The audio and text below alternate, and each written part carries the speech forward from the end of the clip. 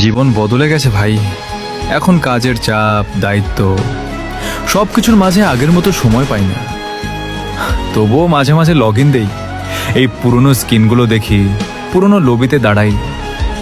তখন মনে হয় আবার সেই দিনগুলোতে ফিরে গেছি। তার কথাগুলো শুনে মনে হচ্ছিল সে একটা ম্যাচের গল্প বলছে না, সে তার হারিয়ে যাওয়া একটা সময়ের গল্প বলছে। আমরা বুঝে গিয়েছিলাম সব পুরনো প্লেয়ার খারাপ হয়ে যায় না, কিছু প্লেয়ার শুধু বড় হয়ে যায়। জীবনের ব্যস্ততায় তাদের হাতের স্পিড কমে যায়, কিন্তু স্মৃতিগুলো রয়ে যায় আগের মতোই।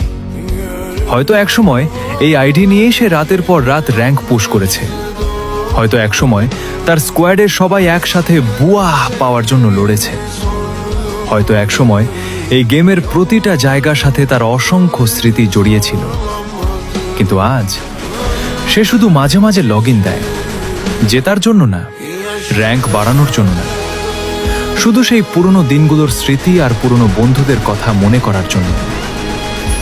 ফ্রি ফায়ারে অনেক পুরনো আইডি আছে, কিন্তু কিছু আইডির পেছনে এমন গল্প লুকিয়ে থাকে যেটা শুনলে আর কাউকে দেখে হাসতে ইচ্ছা করে না। কারণ কখনো কখনো একজন খারাপ খেলোয়াড় আসলে একজন হারিয়ে যাওয়া পুরনো কিংবদন্তি হয়।